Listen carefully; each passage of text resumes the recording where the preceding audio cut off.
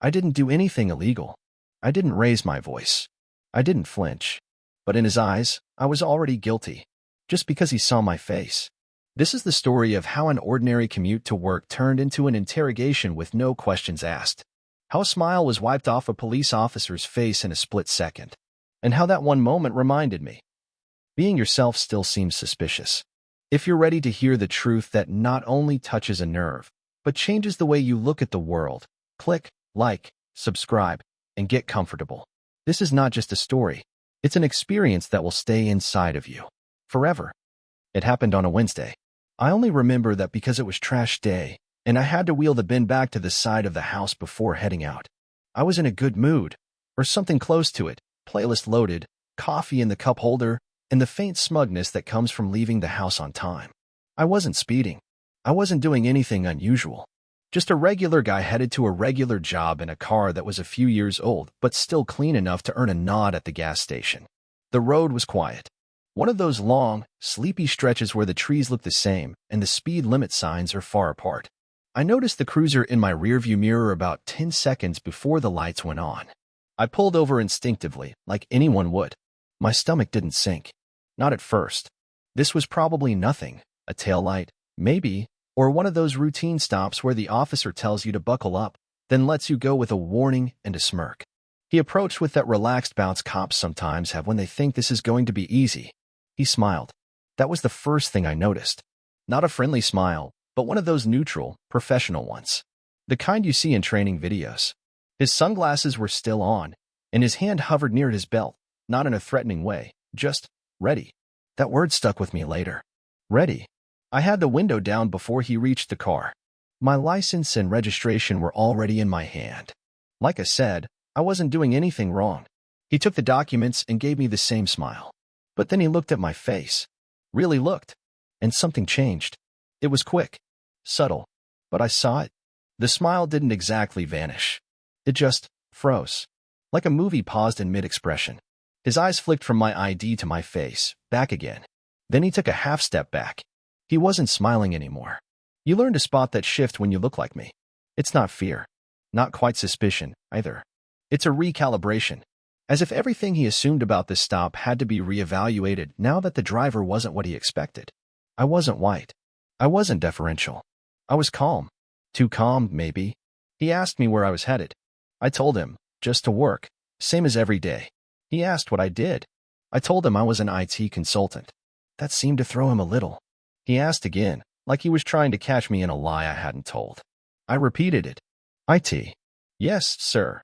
Contracted through a firm. Yes, it's on my card if you want to see it. He didn't want to see it. He just stared at me like I'd said something off script. That's when I realized. The stop had shifted. He wasn't checking for a traffic infraction anymore. He was checking me. Measuring me against some mental checklist he carried around. Who belongs here? Who doesn't? Who gets the benefit of the doubt? And just like that, I was no longer a driver. I was a question. I could feel it. How he was trying to make sense of me.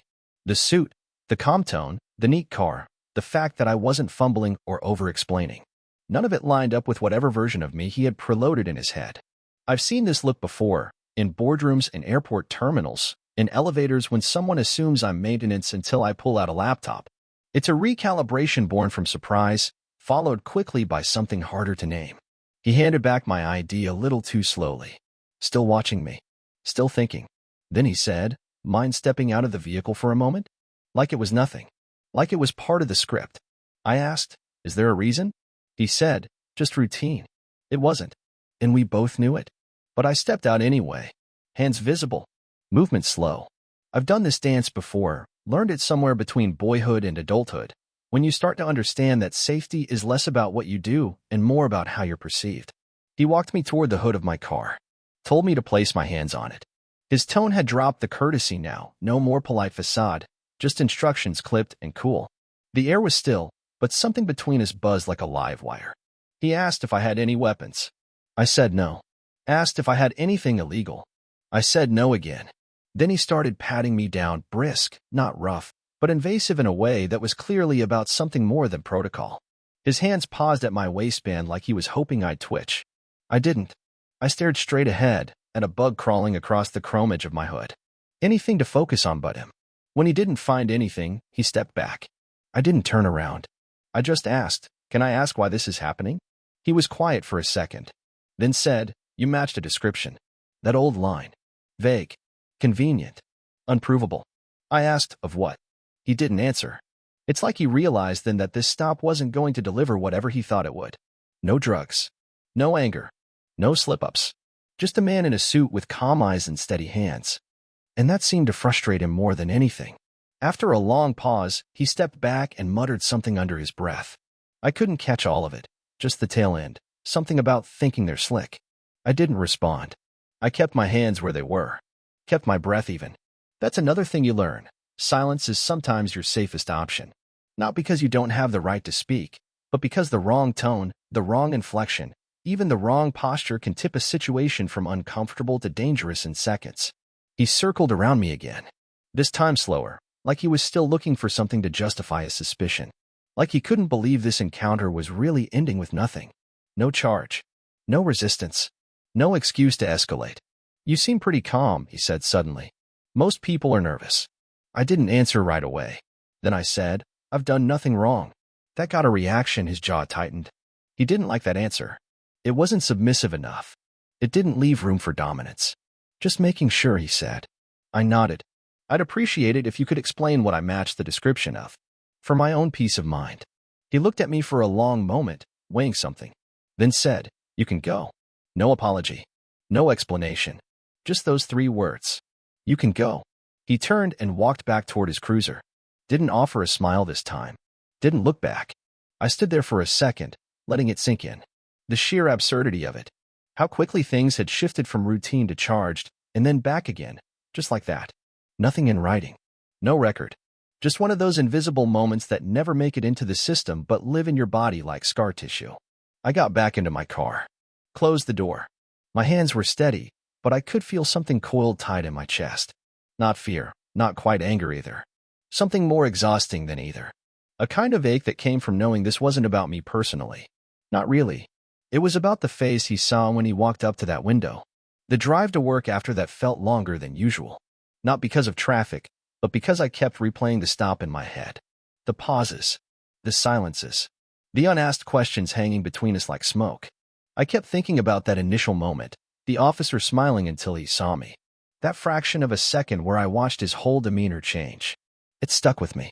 And the worst part? I wasn't surprised. This wasn't the first time. Not even the 5th.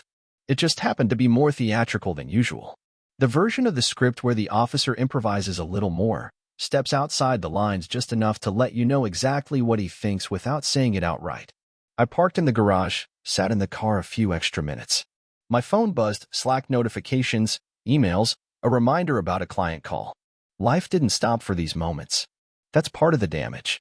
It just folds around them like nothing happened.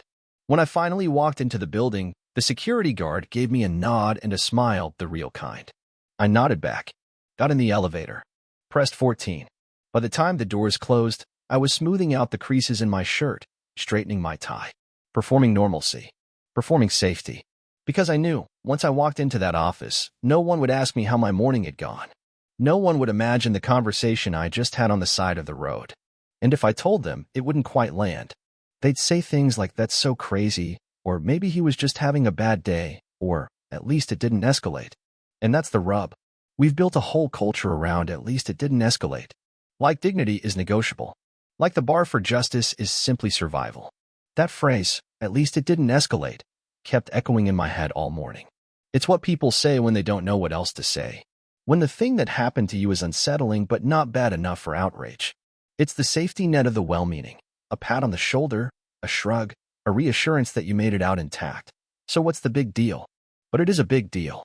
Not because the officer hit me or cuffed me or drew his weapon, but because he didn't have to do any of that for it to leave a mark. He only had to look at me and decide. That's the part that's hardest to explain to people who've never felt it. That moment when someone with power decides who you are based on nothing more than skin and posture and the story they've been told about people who look like you. It's not dramatic. It's subtle, clinical, even, but it cuts deep. I went through the motions of the day, calls, meetings, emails. On the surface, I was fine, smiling, delivering updates, troubleshooting tech issues. But underneath, A quiet exhaustion dragged at me. The kind that doesn't come from lack of sleep, but from having to perform a version of yourself that feels palatable, inoffensive, predictable. It's the kind of tired you can't nap away. And here's the thing, they always say it's about behavior, about how you present yourself. Be respectful. Be clear. Keep your hands visible. Don't raise your voice. Don't run. Don't argue. Don't question. But I did all those things. Every single one. And still, I was treated like a threat that just hadn't proved itself dangerous yet. So when people say he was just doing his job, I want to ask, what job was that, exactly? Because if suspicion is automatic and respect is conditional, then the job isn't about law. It's about control. By lunch, I found myself staring out the window of the break room, tray untouched, coffee cooling beside my hand. I was watching the delivery trucks pull into the loading dock below, one after another, like clockwork. Something about the rhythm of it grounded me, predictable, mechanical, fair. If only human judgment operated like that. If only respect was automatic the way deliveries are scheduled. Show up, be counted, move on. A colleague popped in behind me, cheerful and oblivious. She joked about the weather. Asked if I'd seen the new trailer for some movie. I smiled. Said no. Nodded in the right places. That was the thing. I was getting better at the nods. The small social performances that keep things smooth. Because you can't just say, actually, I got searched for no reason this morning by a man who stopped smiling when he saw my skin. You can't say that. Not without shifting the whole room. Because once you say it, it becomes real for everyone. And people don't want that. They want your stories to fit a different narrative. Either tragic enough to cry about or benign enough to laugh off. But never uncomfortable. Never complicated. Never a reflection of the world they still don't see. So I let the moment pass. Changed the subject. Talked about something safe. After she left, I sat back and thought about how exhausting it is. How every encounter like that stop with the officer doesn't just take place in that one moment. It lingers. It echoes. It follows you through your day, clinging like a shadow in fluorescent light. And the worst part is knowing that somewhere, that officer probably didn't think twice about what happened. He drove off, maybe annoyed, maybe smug, maybe nothing at all. But me? I'm still here. Still explaining it to myself, so I can pretend it doesn't bother me as much as it does. Still holding the weight of something I didn't ask to carry. That night, I didn't talk about it. Not to my partner, not to friends, not even to myself in the mirror. I made dinner like usual. Washed the dishes. Answered a few work emails I shouldn't have been answering after hours. Watched half an episode of some show I didn't even like. It's not that I couldn't talk about it. It's that I was too tired to do it again. Because telling the story means reliving it. But worse, it means parsing every moment through someone else's lens. What exactly did he say? Did you maybe come across as irritated? Was your tone firm? Or could he have read it differently? The implication always being, maybe it wasn't about race. Maybe he was just being cautious.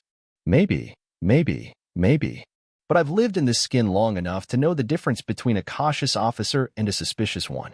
And that difference isn't in the words they say, it's in the timing. In the pauses. In the eyes that harden not because of what you've done, but because of what you are. So I kept it to myself. Not because I'm afraid of the truth, but because I'm tired of defending it. There's a particular kind of fatigue that comes from always needing to prove your experience to people who've never had to consider it. A kind of mental calculus you do in real time, assessing whether a conversation is worth the emotional toll. And too often, the answer is no. So you keep it quiet. Let it sit inside you. Let it chew at the edges of your piece until the next time it happens and you add that, too, to the growing stack of things you carry but don't share. People talk about racism like it's always loud and violent. But most days, it's quieter than that. It's a man not smiling when he sees your face. It's being a match for something no one can describe. It's walking away with nothing tangible except a feeling in your gut that tells you, once again, you were never just a person. You were a profile. The weekend came and went like fog. Errands, groceries, laundry. The routine of normalcy wrapped around me like armor. I said hi to neighbors, held the door for strangers, smiled on cue. You learn how to move through the world in a way that doesn't raise alarm. Because raising alarm, even unintentionally, carries its own risks. I found myself back on that same stretch of road Sunday afternoon, headed to a hardware store for light bulbs. And I caught myself scanning every parked cruiser, every car with a hint of authority. Not out of fear, exactly, more out of muscle memory. A kind of low hum that runs in the background, always alert, always calculating. The thing people forget, or never know, is that these aren't isolated incidents. They accumulate. Stack on top of each other until you're carrying a weight you can't always name. The stop at 16, when the officer thought you looked like someone. The search at 22 outside a music venue. The questions about your car in a nice neighborhood. Each one leaves a residue. Each one whispers a version of the same story. You don't belong unless we say so. And yet, I do belong. I know that. I've worked hard, paid taxes, voted, volunteered. I've sat through diversity training in boardrooms where the only other person who looked like me was the janitor. I've smiled through the "you speak so well" compliments and the "where are you really from" questions. I've played the game, followed the rules. But still, a routine traffic stop turns into a silent interrogation. Still, a badge is treated like a mirror, reflecting only what the wearer expects to see. And that's what makes it systemic. It's not about one bad cop or one tense moment. It's about a structure that allows a man with power to follow his gut, his fear, instead of the facts. A system that validates his suspicions and shrugs at your discomfort. That files your experience under "unfortunate" and moves on. So when people ask, why make everything about race? I want to say, because everything already is. I didn't even tell my father. That's how I knew this thing had wormed its way deeper than I thought. My father and I talk most Sundays, and when we do, he always asks, "You staying safe out there?" I used to think it was a generational habit, like how he still carries cash or checks the locks twice at night. But now I understand, it wasn't a habit. It was a knowing. He told me stories once, back when I was a kid and still thought the world mostly made sense. About being pulled over in the 70s just for driving a friend's car. About being mistaken for a janitor during a job interview even though he wore a better suit than the manager. He said it with a half laugh, like maybe he learned to fold the bitterness into something lighter.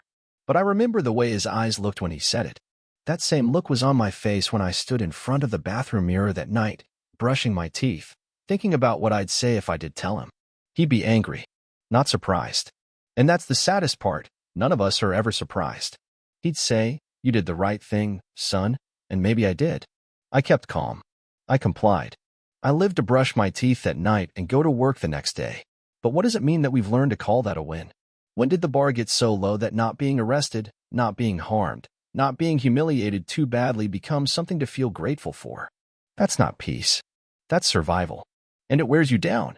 Even now, I can still feel the officer's eyes on me. That moment he stopped seeing a driver and started seeing something else. Something worth pulling over. Something worth searching. He didn't have to say the word. I know it. I've lived with it my whole life. Suspicion isn't just a reaction. It's a lens. And when it's pointed at you long enough, you start to see yourself through it, too. Monday morning came with a meeting I couldn't skip. Some quarterly sync, mostly small talk wrapped in graphs. I sat in a glass-walled conference room surrounded by colleagues who were all nodding along to projections about user growth. Smiling. Scribbling notes. No one there had been pulled out of their car a few days prior. No one else had to make sure their tone didn't sound too assertive in front of a cop. No one else had gone home wondering if their calm was interpreted as arrogance or their politeness as concealment. I looked around the table and realized how many of them would never need to learn that skill. Would never understand how just comply is a luxury when you're already assumed guilty. How the rules are different, not because you break them, but because someone else decides you might. After the meeting, I took the long way back to my desk.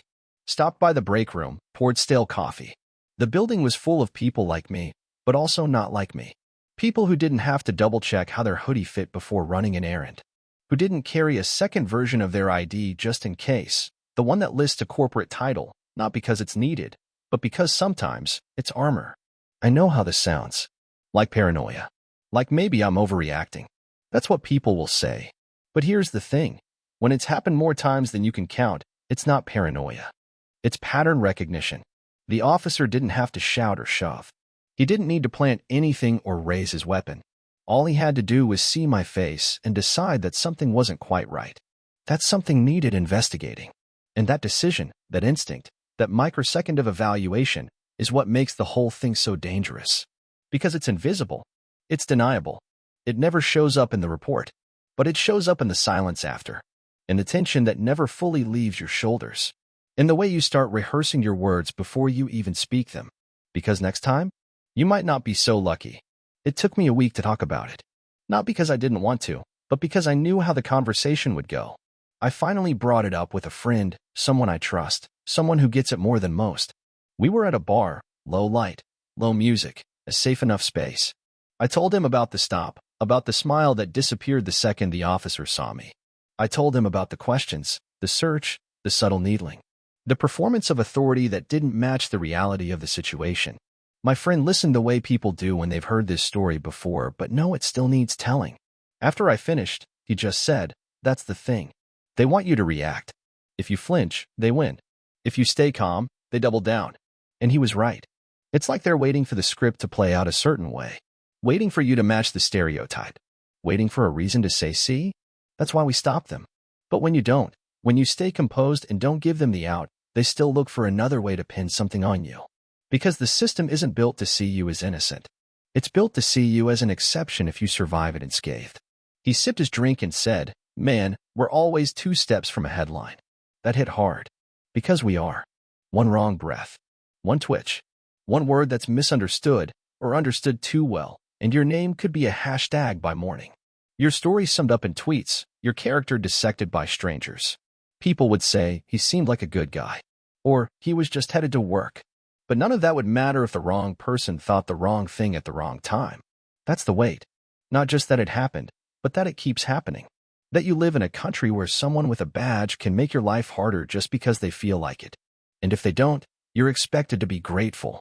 Could have been worse, they'll say. But when worse is always just around the corner, how do you ever feel safe? A few days later, I was in line at the post office.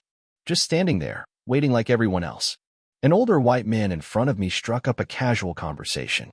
Something about the heat, or the line being slow. I nodded, replied politely. We chatted for a minute, harmless, friendly, small talk.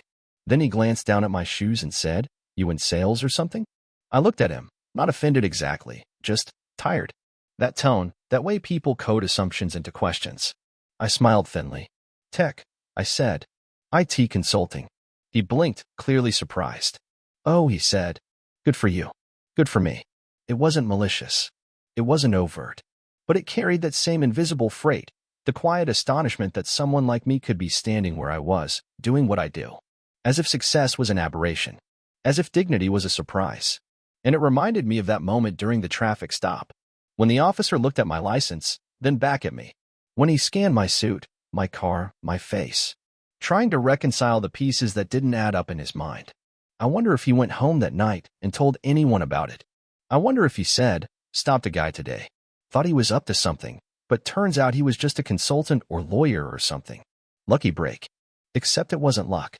It was patience. It was restraint. It was decades of learning how to survive being misunderstood. I've learned to carry myself in a way that puts other people at ease, even when I'm not. I've learned that the way you dress, speak, drive, exist, it all becomes a defense mechanism. A strategy. But no matter how carefully you move, someone can always decide you don't belong. That officer had the authority to ruin my day, or worse, based on a glance. And the system would have let him. Because what's one more stop? One more search? One more man who matched a description? He didn't need a reason. Just a feeling. And in this country, his feeling weighs more than my facts. I used to think being successful would shield me from this. That if I worked hard, stayed polite, spoke clearly, dressed well, if I hit every benchmark society claimed to respect, I could create a kind of buffer. I thought education was armor. That a good job, a clean car, a steady tone would translate into immunity from suspicion. But it doesn't work like that. Because no matter how far you climb, your skin walks into the room before you do. And it speaks for you. Sometimes louder than anything you could say. That realization doesn't come all at once. It's like erosion. A slow wearing down of illusions until you're left with something rawer and colder, but truer. And once you see it, you can't unsee it. You stop being surprised. You start recognizing the patterns and the pauses. The tone shift in a voice. The way someone's eyes flick from your hands to your face when you reach into your pocket. You learn how to adjust on the fly. How to lower the volume of your presence in a space that was never really built with you in mind. I remember a conversation I had with a mentor once. A black woman who'd been in corporate longer than I've been alive. She said, "You can outwork the world and still have to prove you belong in every room you enter. Every single one." I didn't understand it then. I do now. Because that officer didn't just see me as a driver. He saw a black man behind the wheel of a decent car in a decent neighborhood and decided that needed explaining. That I needed explaining. As though my presence was a problem waiting to be solved. And no degree or resume or paycheck will change that, not in his eyes, and not in the eyes of a system that built itself on suspicion and calls it security. That's why it hurts. Not because I expect perfection from the world, but because I know I can never be enough to be just a person. It's the next week, and I still haven't told my mother. She'd asked too many questions. Not because she's nosy, but because she's scared. Scared in that specific, quiet way only black mothers can be when their child becomes the subject of an encounter with police. I've seen that look before, the kind of concern that doesn't raise its voice, but fills a room. And I didn't want to see it again. I didn't want to watch her try to hide her fear behind pragmatic questions like, what street was it? Or, did you get his name? I didn't want to hear her go silent halfway through a sentence, imagining how close it might have come to something else. Because the truth is, it always feels close. You walk away with your body intact, but something else frayed. Your confidence. Your peace. Your trust in how the world sees you, if it sees you at all. I think about that officer sometimes. Not often. But when I do, I wonder if he remembers me. If I stuck out to him the way he stuck to me. Or if I was just another stop, another checkmark, another man who didn't match the file but still got run through the system just in case. That's the part that makes you feel small. Not the search, not the questioning, not even the authority in his voice. It's the disposability. The knowledge that you were forgettable to him, even as you replayed the moment in your mind 100 times over. It's why so many of us walk around with invisible bruises. Not from violence, but from being rendered insignificant. Because when you're seen only as a threat, or worse, an error in the landscape, you start to doubt your own clarity. You start asking yourself if it really happened the way you remember. If maybe you were too sensitive. If maybe you imagined the shift in his tone when he saw your face. But you didn't. And that's what makes it real. It doesn't have to be loud to leave a scar. It's been a few weeks now. Life has kept moving. Meetings. Errands. Catching up with friends. On the surface, nothing's changed. But underneath, there's a quiet shift. Not a breakdown. Just a clearer vision of what I always knew but didn't want to admit. That officer smiling until he saw my face, that wasn't just about him. That's the system. That's the inheritance. That's the country we walk through every day, where perception becomes policy and assumptions become protocol. I haven't reported it. Haven't filed a complaint. Part of me wants to. But the bigger part knows how that goes. The bureaucracy. The gaslighting. The way they ask for proof of things that don't leave bruises. And besides, I'm tired of being my own evidence. People say racism today is more subtle, more insidious, that it's not like the old days. And maybe that's true. But what they miss is that subtle doesn't mean small. It means slippery. It means deniable. It means you walk away from a stop without a ticket, without a bullet, but with the same damn message, be grateful it didn't go worse. We're taught to measure progress in how little harm we endure, to call survival a victory. But I don't want survival to be the standard. I want the freedom to forget, to not have to rehearse my rights in the mirror, to not have to keep receipts of my worth, to not have to wonder, when I see those lights in the mirror, whether this will be the day my name becomes a headline. The truth is, the system didn't glitch that day. It worked exactly how it was designed to. That's what makes it so heavy, knowing that this wasn't a fluke. It was a pattern. It was a reminder. It was a smile, interrupted by the sight of my face. And in that moment, I became a problem. Not because of what I did, but because of who I was before I ever spoke a word.